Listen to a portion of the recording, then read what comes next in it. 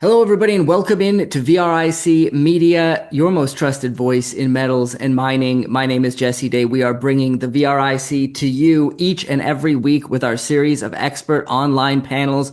We have a great one lined up for you today as gold and silver continue to rip. We're going to dive deep into both metals as well as the miners. And we are joined by Gary Savage, founder of the Smart Money Tracker Investing Newsletter, and Francis Hunt, founder of the Market Sniper. Gentlemen, it's great to have you on the program. Thanks for the invitation. Glad to be with you. And I'm glad to have both of you here. I want to kick the conversation off with gold continuing to rip to new all-time highs and looking like it could climb much higher. Gold is, of course, overbought by some technical indicators, including RSI. So I'd love to get your thoughts. Is some caution warranted at these levels?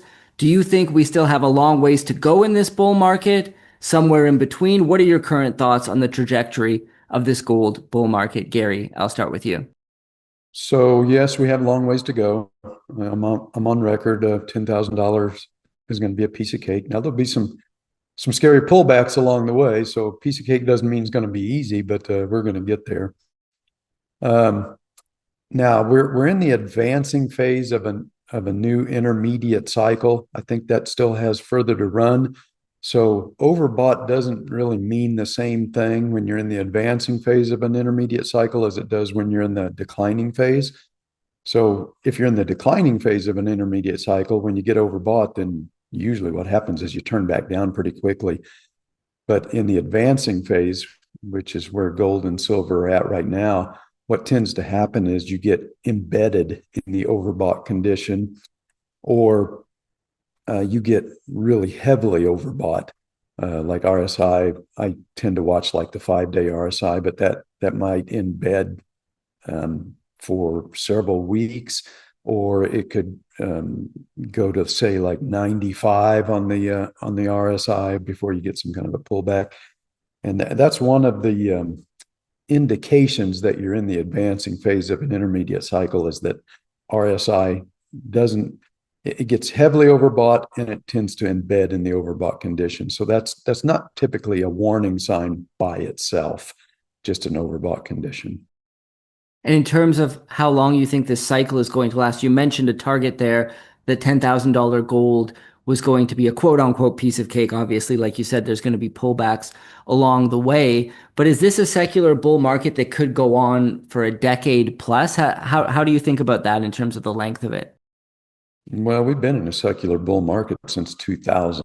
So we are getting a bit mature, and I think we're starting into that parabolic phase where the public starts to take notice. And then at some point, every Tom, Dick, and Harry, thinks that they found the pot of gold at the end of the rainbow, and they all pile in, planning on their next Lamborghini purchase or their next island or whatever. And then when you get to that stage, you got to start dancing close to the door, because it's the bull market's about over. I think we probably got 2 or 3 more years.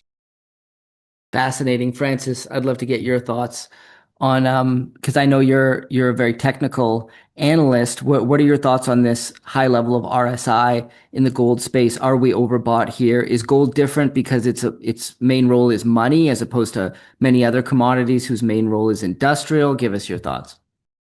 Yeah, sure. So I'm going to answer your question very specifically. I don't want to have an antagonistic view to Gary.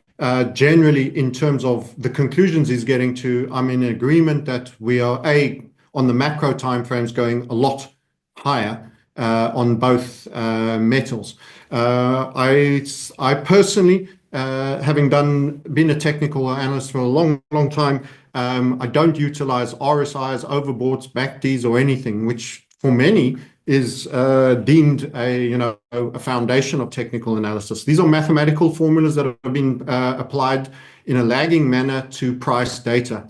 There are some indicators that lean on a bit of volume data, as well, and they are more interesting to me, and I separate them from my condemnation that I'm going to give now.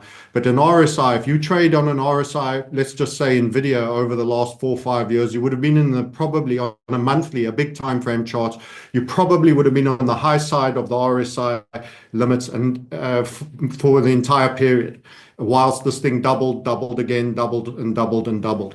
So I actually think that RSI is completely and lacks merit as indicator generally, never mind for bull markets. But it's doubly destructive in bull markets because it has people sell too soon.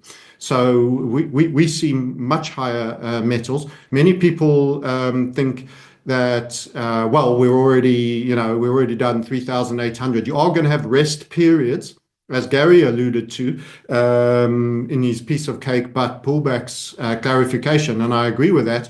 I think we could even be on one right now, but that is more for the smaller, that's more for the journey path on a much higher move generally. So we have non-farm payrolls on Friday, my apologies. By the way, we had a terrible ADP number on the macroeconomics, so that's just not technical comments. But that typically is supportive because people think greater rate cuts, et cetera.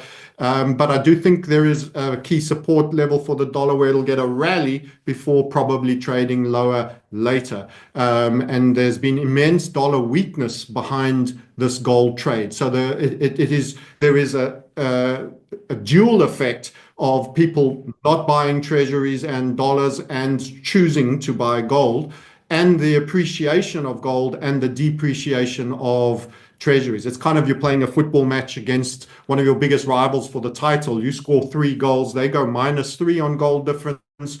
You go +3. You not only are you getting your 3 points for winning the game, but you're also doing damage to one of your biggest rivals. The gold trade is the anti-dollar UST trade first and foremost, and an anti-fiat trade generally in the larger set. And we are far earlier in the innings when we look at miners versus the Dow Jones generally, and a lot of these things have barely really got started. So we've thrown out bigger numbers than even Gary in terms of our expectations, but that's not tomorrow, next week, or next month. And we actually have a slight reservation that for a period we may get a short rally on the dollar. When I refer to the gold charts, I'll show you that we've had a bit of a fizzle back. There's small amount of resistance. So I must finish here, but we've made an HVF technical target on the daily pattern. We've made a weekly HVF method target on the platinum, which was also part of a big breakout. And silver is in the $45-50 range, which is a potential, doesn't have to be, but a potential typical technical resistance range that has been shown to be won twice before. And the dollar index has come back to a key funnel and channel range up on the big time frame charts. We might get a small rally before maybe breaking it to the downside. So we're at a technical place where there could be a little bit more gestation, and I'd point to the data coming on Friday maybe being a driver for that. Excellent. Well, let's touch on the silver market for a moment here, because a lot of attention is being paid to gold right now. But silver is up nearly 60% year to date, with its outperformance over gold continuing to rise. Gold up around 45% over the same time frame. Now, a lot of analysts I've spoken to have this rule of thumb where they say that silver always lags gold at first in a precious metals bull market and then shoots ahead and greatly outperforms in the latter stage. Is that what's happening now? And your overall thoughts on the silver market, Gary? Well, not only does silver do that in the big picture in the overall bull market, but it tends to do it during intermediate degree rallies as well. It'll lag a bit at the beginning of the rally. Gold will kind of lead. Maybe the miners will start to follow gold. And then maybe the last 2-3 weeks, silver will start to get these crazy upside moves, 4, 5, maybe even 7% days. We haven't seen that yet, which makes me think that this rally's not done yet. Now, I would agree with Francis that we probably got some kind of minor pullback. By minor, I'm talking like a daily cycle low. Those usually only last 5 to 8, maybe 10 days. just enough to push that 5-day RSI back down to oversold, kind of clear the sentiment, and then that builds the fuel for the next leg up.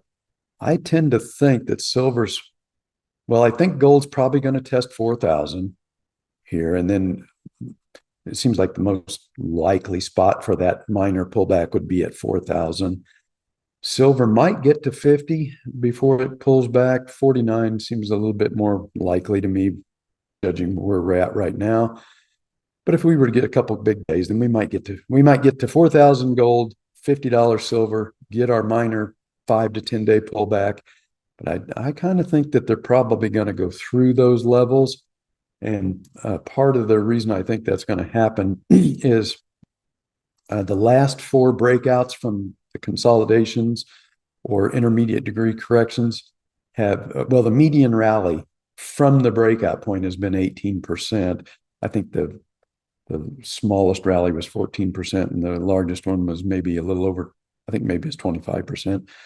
But anyway, as of yesterday, gold had only rallied 8% above that breakout point at 3,500.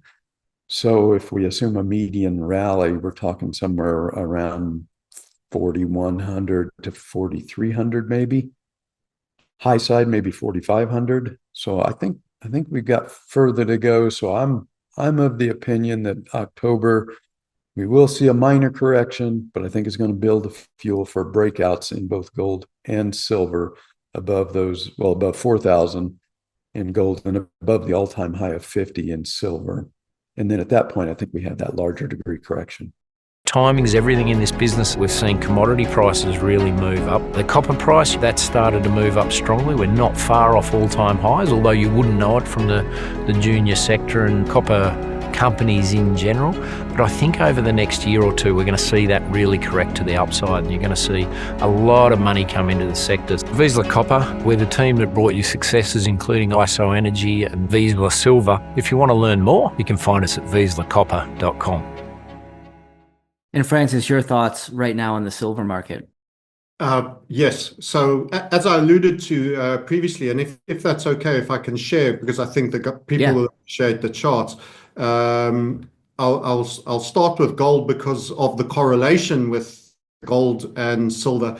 This is our structural technical setup. That was a continuation pattern that broke, that delivered the target here. We had a moderate pullback, and we've been squeezing up in a rising wedge. I'll just point out that this is a daily chart, by the way, so that's the D for daily. You're getting a little bit of a shooting star here, candlesticks, a bit more rejection here in a constriction, which typically can set up some of that correction that Gary was alluding to technically that can come. That's where our position is, that we're overdue slightly, somewhat on a smaller time frame. Your question started on silver, however, and I want to answer that. And in the more broad macro terms, we're exceedingly bullish that we've been quoted in the Jerusalem Post at our $330 call. This is based on an article that we've done, and I will give you justification for that now in a minute, just so that you know how aggressively bullish we are in the precious metal space. This is also more of a statement about the degree of depreciation of the dollar. I'm afraid it's a hard dollar narrative that goes hand in hand in that, and a commodity overall bull. So it should be quite concerning to everybody. Just on the macro, the silver, the real breakout in nominal terms for silver has not actually officially even begun yet on the quarterly basis, because many people are using the cup and handle reference. It is a technical reference, and I do occasionally use it. We actually have a better mechanism for naming and targeting out of that. But if I just bring that up, so that everyone can see it, I'll just remove some of the lines just so you can see a clean chart. In truth, we're getting to the gateway of the real show. This is all the warm-up show. You know, you watched XYZ band and another band, and you're waiting for the U2 or the main band to actually come onto the stage. We are just getting to a point for a quarter where we've attained a quarter close that is higher than the previous quarter closes here. So this is a 3-month chart when I say a quarter. So the breakout of the cup and handle at a quarterly close level has happened. Previously, you got rejections. Yes, you got close to 50 on both times.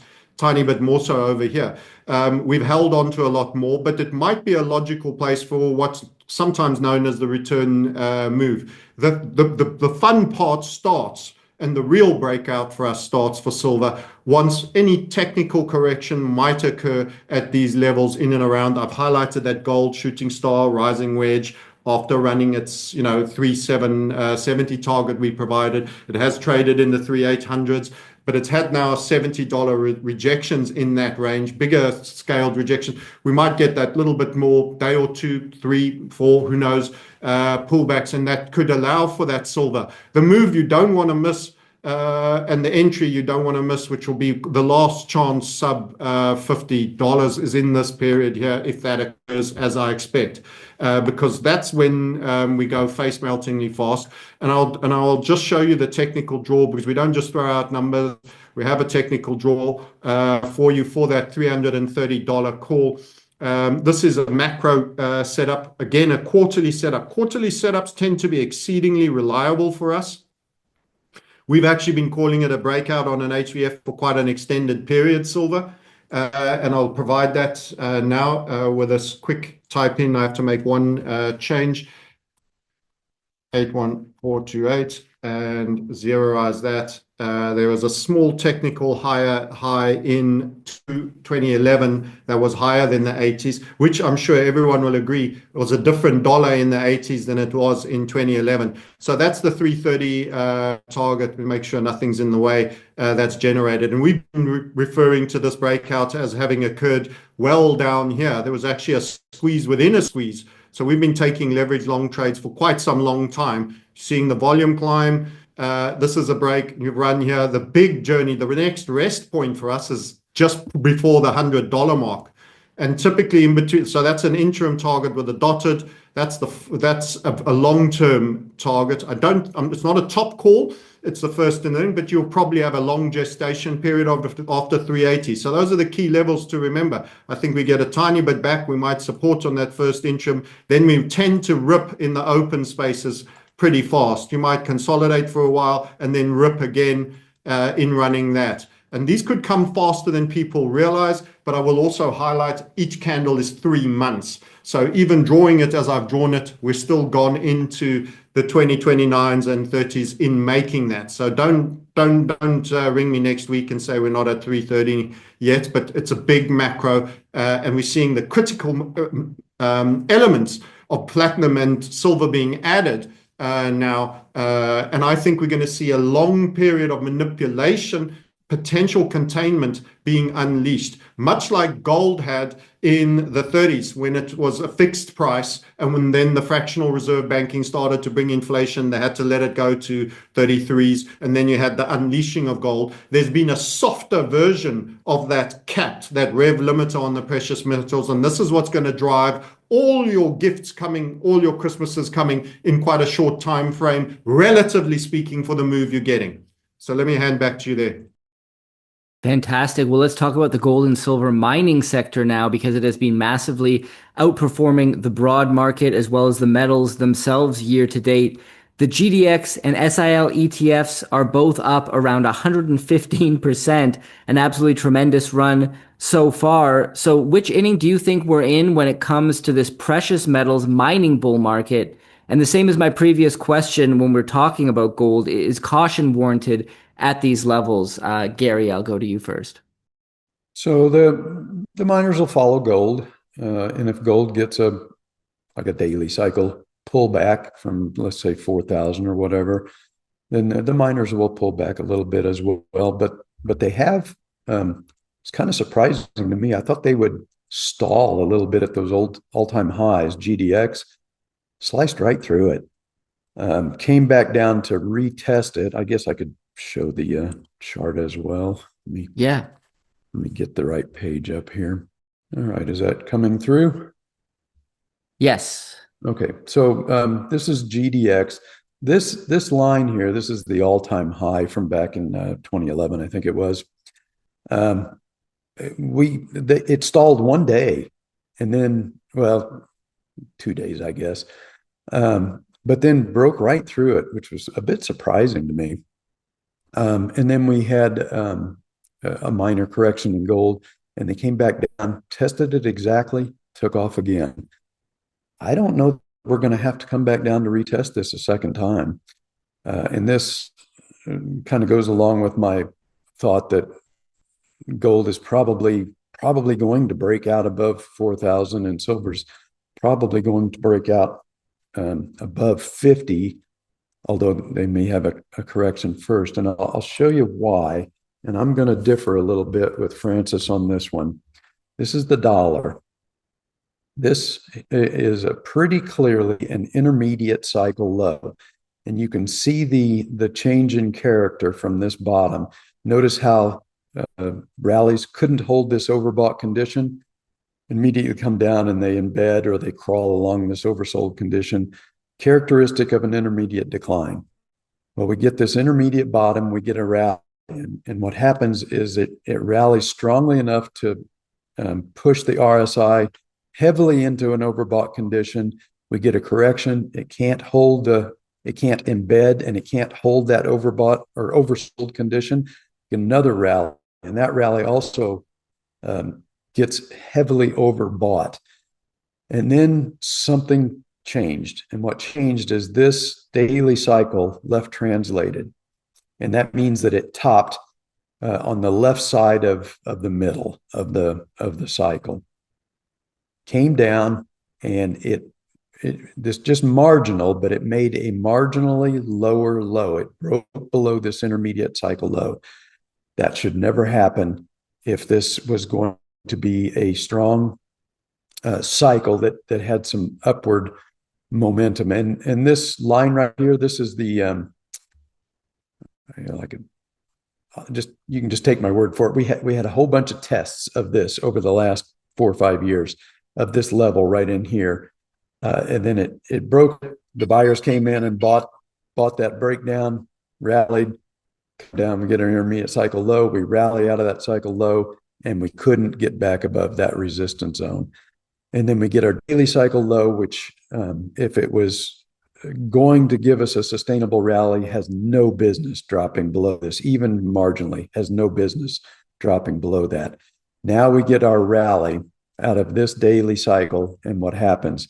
We get this characteristic look that we're in the declining phase of an intermediate cycle. It can't hold the overbought condition and is heading back down. And, we'll have to see how we close today, but it looks like we're going to close back below the 10-day moving average. Not a good sign this early in a new daily cycle. This looks like that this is a left translating daily cycle, the same as this one. If it is, then it's going to produce a failed daily cycle, which means it's going to drop below this pivot. And so I think I'm pretty sure that this intermediate cycle has left translated. It's now making lower lows. This is a lower low, and this peak is a lower high. So we're making lower lows and lower highs, characteristic of an intermediate cycle that's in decline. I'm not sure where the support is on this, but I'm going to say that we're probably going to start to get unruly here towards the end of October, and then we'll get our next intermediate cycle low. But that unruly phase, that's going to drive gold and silver, I think, above 4,000 and above 50. And then at that point, I think we're going to get a more sustainable rally in the dollar, and that'll give us a larger degree to correction in gold and silver. But things are happening here that convince me that we are already in the declining phase of this intermediate dollar cycle. So I don't think we have any real upside potential here. I think the risk is that we're going to close below this 10-day moving average, and ultimately we're going to come down and break this pivot and continue to make lower lows and lower highs until we get that larger degree intermediate cycle bottom. Probably best case or best guess would be the FOMC meeting would be the trigger event for that larger degree intermediate bottom. And then we get a more lasting rally, something that could go for 7 to 10, 12 weeks. Great analysis. Francis, your thoughts currently on both the gold and silver mining sector and where we are in the cycle? So I'll start off with a fundamental comment. Yeah. Is incredibly early, despite what it's already done, is my overarching feeling. That can be supported technically, which I'll do in a minute. Something you have to bear in mind is that essentially we've been costs are in a recession. You've got energy down, which is something we've focused, oil price. So from the last 2 years, we were actually long leveraged gold, and we did a commodity neutral trade, short oil, which reflects the weakness of the general economy recession. So people aren't ordering things on Amazon to the same degree. There's no delivery taking place. There's less travel. There's less business holidays, leisure holidays, whatever the case, going on. And actually, oil is quite suppressed at the moment, generally, given the true CPI, which I don't think you're getting real numbers for. So we called the lie on labor numbers. That's largely been exposed for the last 3 years. We've said there's no way you weren't in a recession. They said in the US that no, employment is so strong. And now we've seen the larger lie of that unravel. So non-farm payrolls is a particularly flawed number. And they based, I'm going right back to Biden and Yellen regime with that. I think the CPI will be the next lie that will be exposed. On a great degree, that it's not reflecting it, which is why you're getting these high GDP numbers, because they're not being re-rated in real terms sufficiently for inflation. So the next lie in the propaganda of economic stats that will be exposed, in my opinion, is CPI. So you're facing a lot higher inflation. So the oil price actually still being in the 60s when we shorted it at the 84 has added alpha to our dollar long, while giving you reduced risk if the whole commodity complex had collapsed, or if you'd had high inflation and it had all moved up. So you would have reduced your risk, and you would have made additional alpha on your gold long with that. And we had an inverted head and shoulder on that. So that is the gift to miners, because it takes energy to dig holes in the ground, part of the big cost. So they've got recessional costs, and they've got an absolute parabola in play on the top line. So imagine you're in a business that has been hated for decades, hasn't had much capital formation or interest from the Wall Street brigades. You now enter into a cash flow generation hemorrhage, where actually your costs are not re-rating upside. Your oil prices have actually gone down in an environment that is probably more inflationary than is truly stated. And your top line is going into a steady parabola, where most of the accountants conservatively, not so long ago, were working on $1,800 oils and $1,800 gold and $2,000 gold, now find you knocking on the door more than double of that. So miners, wow, the multiplier effect, there's going to be face melting. And that's why I think Gary's not finding the pullbacks coming in, because it's just been so ignored, and it's still relatively such great value to true cash generation. So when we look at especially the NASDAQ divided by, say, the silver junior miners, that would be a very extreme chart of great interest I would put forward, just to show you how early everything is. And I'm tempted to bring it up. I'm just trying to bring in a dollar index chart to make sure that I'm not being misconstrued. I'm not a dollar bull. I'm just talking about a minor at most technical potential rally roundabout now, with a non-farm number coming in. Just that will permit. This is the bigger channel. I actually think this channel fails as part of dollar debasement, but I just wanted to highlight it. You can see the gray line and the dashed line, and I've put key events. This is again a monthly chart. I put key events for the dollar in orange boxes for everybody to see. You clearly topped out at the 100 at the top end of the range. You top end of the range there, that was dollar bullish period. You can see the support that came in here at the low post the COVID events when America printed for the world. You can see the 100 run and the shooting star that called that top. That was extreme as we went into the whole lockdown narrative. And we have an upside HVF structure that gave this 112 target. I'm just trying to get it to draw correctly for you to show that we called that top over there, and there was a bullish period for the dollar during that time. I'm just trying to get this corrected so it will actually reflect correctly. Let's just see if that'll work and wait for it to refresh, move that around. But this was a key breakout for the dollar when it went up over here. 1 second. Best plan's always going awry there. Let's just get that to do one. Anyway, we've come back down and we've hit at the bottom end of this range over here. And this is kind of a hammer. And the point I was going to be showing you, which is why I wanted to get this draw correct, is that we have a support box that was upside setup that gave this target. And you've done a hammer there, and you're at the bottom end of this basing range. That's the dotted red line. So my suspicion is you might do a rising wedge, a mild bounce. We are not going back up the way you came down. That's not our position. We think the dollar is in a cycle of loss, and that it will surrender this channel in due course. You just might find for now that you could do something like that and retest the 100 before that break occurs. It takes a bit of winding up. And as I've mentioned, the support from our HVF that I just can't get in a rush to draw quickly is a big funnel level as well. So you've got a hammer, you're at the bottom end of that range, but probably some minor move up, which will give us just a breather maybe on the metals for a short bit, a little bit of respite, and then we go further down. So the dollar is a busted flush for me generally, and I think that once it lets go of these levels, it will be going down hard. Let's just do that SILJ and NASDAQ comparison, just for how capital is so saturated in the MAG 7. If we do the SILJ, let's do the juniors, let's go the extreme, the silver, which is very small market cap, and the NASDAQ, and we divide them out just so that you can see the relative valuations so far for those that are going to be telling you to get out. And I don't think anybody here is saying that, but if you just have a look at as far back as SILJ existed, this is very early doors here for this rally. It's very early doors. And you've got a technical double bottom there, by the way, which has a target which should be likely delivered soon. And then you start getting things like necklines and inverted head and shoulders for reversals. So you pull back, you can have another shoulder, and you start, this is how things reverse. You keep working your way up.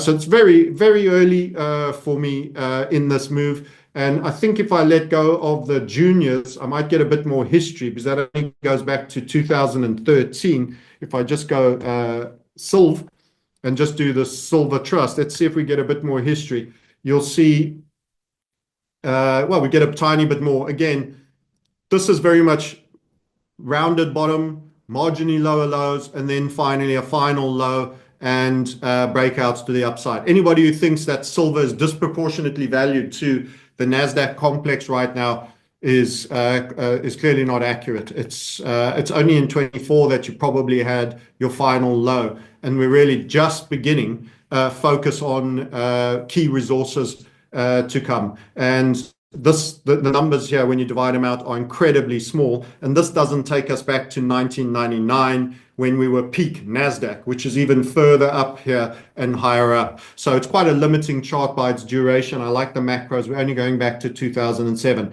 So my take is, for all those thinking silver's moved too much, I shouldn't, I can't get involved. No.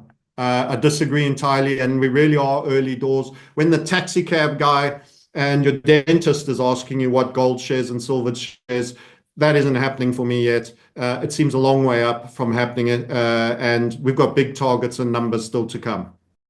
Yes, I completely agree with that. When, average everyday people hear that I have a show that's about investing, and they ask me about, well, what should I invest in? I say, well, do you have any physical gold and silver? Because that should be your foundation before you even think about investing in the stock market. And their eyes glaze over and the conversation usually ends right there. So we are nowhere near that moment. I completely agree with you. I'd love to get both of your thoughts on the broad market at present. Gary, last time I spoke to you on my other show, Commodity Culture, you were saying you don't think we're in a bubble, which is interesting because it differed from the view of a lot of guests I have. So I found that to be a pretty fascinating analysis. Are you still maintaining that view? And what would the signs be that you would want to see to say, okay, we're in a bubble and we could be due for a massive correction here? Now, we could be in for a cyclical bear market, not a secular bear market, maybe a cyclical one if we have a recession. But I am not in the camp that we are in recession right now, not yet. They don't just appear magically out of nowhere. There has to be a catalyst to have a recession. unless you just do something stupid like closing down the world for a virus, generally what causes a recession is the price of oil spikes. Rule of thumb, 100% or more in a year or less. That's just too much of a shock to the economy. It collapses the discretionary spending of the lower class and the middle class, and then that causes the spiral down. Businesses aren't bringing in as much money, and they start laying off employees, and they can't buy stuff. But other than that, or just doing something stupid and a self-inflicted recession, there has to be a catalyst for a recession. We don't have one yet. Oil is low, and it's been low for months and months, for a year or more. So that catalyst that generally causes recessions not here yet. I also don't think that this rally in the stock market has gone nearly far enough. The last two secular bull markets lasted between 20 and 25 years. We're what are we, 16 years in? The Dow went up 20 times in both of those, at least 20 times. I haven't done the Dow, but the S&P, last time I looked, was only up about 9 times. AI is still in its infancy stage. I don't see that it's gotten to the point where every Tom, Dick, and Harry is bragging about how much money he's making in AI stocks that have no hope of ever turning a profit. So we're still in the infancy stage of that, and robotics, another paradigm shift in technology. I think those have to get a lot more mature. I think the saturation has to get to the point where we're just doing stupid things with companies that have no chance of making money. We're not there yet. Also, at the 2000 top, I think the NASDAQ was stretched, I want to say, about 60% above its 200-day moving average. That's a sign of a bubble. We're not anywhere even remotely close to anything like that yet. So no, I don't see any sign of a bubble in the stock market. I think we got more years to go, although we could have a recession, which I think we will if the war cycle accelerates, and I think it will. I think everybody knows the rule. Politicians never admit a mistake. They just double down on failed policies. And if that doesn't work, they triple and quadruple down. So I think despite his best efforts, I don't think Trump's going to be able to stop the war cycle. I think Europe they're going to create World War III. That could cause a recession. And I think it will cause a recession. But as of right now, I'm in Las Vegas. Now the Strip is suffering a little bit, but I think that's because they've just gone stupid wild on their prices. A Happy Meal will cost you $30-$40 on the Strip. People just aren't going to pay that anymore. But when I go around to the restaurants and stuff in the other parts of Vegas, not on the Strip, the restaurants are still full. Gas prices are still, pretty reasonable. So I don't think we're in a recession yet. But if the war cycle accelerates, which I'm pretty sure it's going to, then yes, we are going to go into recession. And Francis, what are your thoughts on the broad market, the question of a recession potentially ahead as well? Yeah, I have differing views, but just to categorize the question where I think it lives, because a lot of people want to talk about the equities market and have an opinion, and there's a culture of stocks, particularly in America, and I feel it's the wrong game. It's kind of like you've got the rugby, you've got the the football World Cup, soccer, as you call it over there. And you're looking over, you're at one of the seats right at the back, and you're looking over at, a couple of 5-year-olds playing, dirt cricket in a little dirt patch. The main story here for me is we're in a fiat and debt-based collapse. That is Western and specifically hegemony effect on America, which is the most extreme version thereof. But the rest of the West is contaminated to a high degree. And the primary story here is it's a bit like talking about Venezuela's being the best stock market or Zimbabwe being the best stock market in debasing dollars. In the chart that I will show you here, the stock market's relative valuation in gold ounces, which I think is the only thing that we can now treat soundly, because the other fiats are also in debasement, just less so this year than the dollar, which has been violent. The last time you were in a bubble in gold ounce terms, in other words, the best thing to be in early on would have been this bull market that took you into the 1900s. And when people talk about a blow-off, you should have the single-minded, beautiful little setup there, the single-minded melt-up that was the NASDAQ, totally divided by gold in gold ounces, absolutely killing it. That means it was the dominant asset that was the most beneficial to be in during that period. And this was a key melt-up. The melt-up started here for me in about 94. Greenspan spoke of irrational exuberance in 96, and he continued his even though he spoke the good game, he didn't take the punch bowl away with interest rates like a Volcker might have done, and you had this blow-off. That was peak NASDAQ and peak tech stocks. Since then, in gold ounces, you are actually re-rating downwards on the IXIC. You've had a mini head and shoulder here. You're coming down. You're making lower lows and lower highs. So to me, the key trade is watch the World Cup. Don't watch your kids playing behind. Don't watch the Venezuela stock market. In some senses, America is reflecting that because of the fiat debasement it faced. If your debt falls in 3 years, 55%, as the TLT ETF does, you are facing a similar degree of loss of buying power in your dollar. The fact that you're only seeing yourself as 15% and 20% behind most other currencies is because they've also been debasing themselves with creeping interest rates, which we've seen in France, the United Kingdom, and all the other first world nations that have played the debt experiment. But the US as hegemon falls hardest and furthest. So the game for me is the debasement. This is the core story. Everything else is details.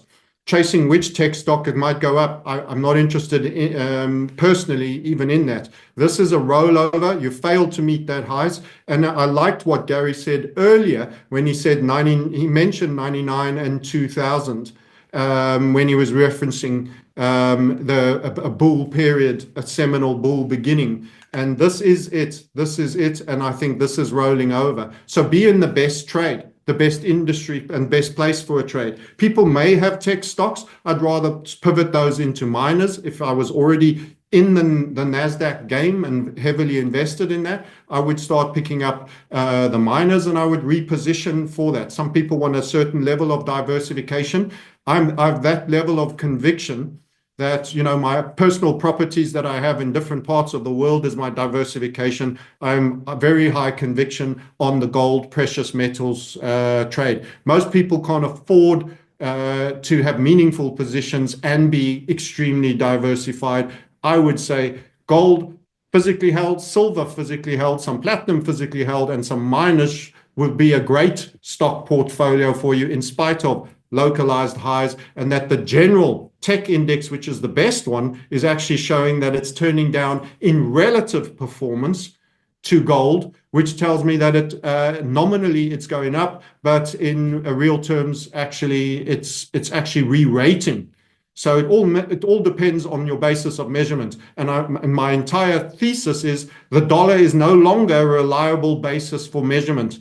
The fact that gold is entering this parabola up tells you that the valuation of the dollar is now in that slippery convexity slope that is extremely steep down. And everything should be valued in gold ounces until you have a new benchmark that is properly backed and reliable, which I don't see coming in a hurry at all. Yeah, and I would Great add analysis that, from both of you. even Yeah. though I don't think the stock market is in is ready to top or is in a bubble, I also don't want to invest in the stock market because I think you're going to get a lot more outperformance in the metals.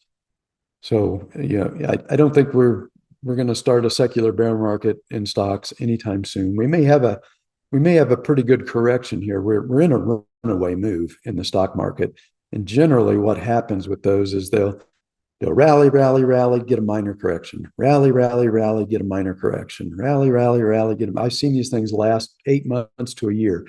You get a crash at the end of that. all of a sudden you don't, the minor correction turns into a big scary correction, and you can wipe out 4 or 5 months of gains in literally in a day. But you need a hard currency for that to show. You see, you're believing you're in a runaway move, and I'm showing you that you're actually trading down in gold ounces. That's the Venezuelan dollar or bolivar or whatever it might be, and the Zimbabwean effect. You can. My question is specific. You can do that, but if you're going to go to the store and buy groceries, you got to have dollars. So people are making dollars in their stock market. Although I think there's going to be a crash here at some point. It's impossible to call when these runaway moves end. But we've got a big crash coming sometime here. One of these corrections isn't going to be mild. It's going to be severe, and we'll lose. Like I said, you can lose 4 or 5 months of gains in a day when it happens. And I do think we're probably going to have a cyclical bear market as the war cycle accelerates. But I don't think we're in a bubble. And I'm not going to measure everything based on gold. Gold is just in a cyclical and secular bull market. It's probably getting into the final 3 years of this 25-year bull market would be my guess anyway. And it's starting to go a bit parabolic. If you look at gold compared to the 200-week moving average, it is getting stretched really far above that moving average. Normally, I would say we're going to have a big correction back down to that, but I don't think that's going to happen at this point, because I think we're into those final years of the bull market where we get that parabolic bubble in gold, and gold shoots up to $10,000 or higher. I need to come back on that. We're in a secular dollar and debt-based collapse. Definitely in a secular bear market for the dollar. We can agree on that one. And that is, gold is actually maintaining altitude while everybody is falling away from it. So rather from gold being in a bull market, we're in an inverse parabola in debt and dollar debasement. So yes, you're holding your purchasing power in gold and probably increasing it. You are also holding your purchasing power and increasing it in the stock market as well. Not to the same degree. Not to the same degree. Gold is definitely outperforming. Definitely. So that's why I want to be in metals for the next 2 or 3 years. I'm not really interested in the stock market, even though I don't think it's, I don't think it's in a bubble, and I don't think we're going to lose 80%, not yet. But I don't want to invest in the stock market, because I think you're just going to have massive outperformance in the metal sector. Well, great insights from both of you today. I love that you guys differ on some of your opinions. That makes it more exciting. The most boring episode is when both people just agree on everything. So that's great. But I think ultimately the outlook is bullish on the metals from both of you at the end of the day. Gary, tell us about the Smart Money Tracker newsletter, and anywhere you want to direct people online where they can find your work. Oh, I post some stuff occasionally to X. My handle is Gary Savage, and then the number 1. The SMT is closed to new subscriptions right now. I'll reopen in December. As long as the bull market in gold continues, then I'm really only interested in just analyzing the gold market. We trade it heavily with leverage. At those, generally you get 2 intermediate cycle lows a year. We had one in the spring. We did really good. And then you have a period where in this particular time, it went sideways for 4 months. And now we're in that second intermediate degree rally. At some point that'll end, and we'll either get another sideways correction or we'll get a scary pullback. But that's basically all I do. When we get into those dull periods where gold's correcting or turning sideways, I don't wander off into other markets and try and trade those. We just kind of more or less, we just twiddle our thumbs and wait for that second opportunity that usually comes, late summer, early fall. So, if that's what you're focused on, if you want to ride the rest of this bull market, then, in December, when I open the SMT up for yearly subscriptions again, I'll note that on X. Okay, great. I'll put a link to your X account in the description below so people can follow along and expect that. Francis, tell us about the Market Sniper and anywhere else you want to direct people online. Yes, I don't believe this is a 2-year event. I think we're seeing an entire loss of empire for America. I think this is far bigger. This is debt and fiat-based reset, where IOUs, USTs have been thrown in the opposite direction for goods received for an extended period. We will end up in a financial reset as a result of this. I see CBDCs, UBI. I see immense poverty. I've referred to it as a polarizing event. This is quite doomer. It's quite sounds extreme, but I've role-played this many, many times. I've spoken to many, many people over my 40 years. Going to be particularly hard on the hegemony and most people in the States. We have 50% of our client bases there. We suggest that you knuckle down. So gold and silver will be longer than a 2-year in my expression, unless they're going up to $330 in that time, which would be absolutely stratospheric. I do fear geopolitically that things are going to get pretty intense. There's a reset. There is also a new inflation of a new money system that they're going to try and insert as a derivative proxy, like fiat was, paper, printed paper. Now you're going to have an electronic version. That's why we engage on the crypto level, not because we like it or trust it, but we in sense that with the great deflation of the debt dollar system, they're going to have to reinflate. Remember, they're not going to lose their wealth. They want it all just transitioned. I believe gold, silver is the balance sheet arc, platinum as well, that will preserve your wealth from this crossing of a pony. I think this is economic history of multiple centuries. We haven't seen a hostile end to an empire. The British one was a soft handover, and you still had 3 or 4 decades of pure pain for the British and the austerity years. We're seeing something that in our lifetimes hasn't occurred before. And as a result, the scale is being underestimated. We intend to build wealth for all our members through the Market Sniper channel. You can follow us there. Protect and preserve that wealth, which is going to be a far harder thing to do, which involves multiple jurisdictions and freedom and optionality outside of Western nations as well. So a holistic solution to seeing probably an economics events that are going to take people by absolute shock transpiring over the next decade or so. And that's our viewpoint. I'd rather be over dramatic and over black-pilled and prepare for some things that might not happen than to overestimate governments bringing us a fair soft landing and transition where we don't lose our wealth. We're always the patsies at the poker table when it comes to governments and the banking cartel, and my game is to make sure you don't get ripped off. So the Market Sniper on X, the Market Sniper on YouTube. Thanks for having me on, and it was great talking with you both. Great. I'll put those links in the description below. Fantastic conversation, gentlemen. Loved it. And thank you so much for coming on the show. No, thanks for having me back.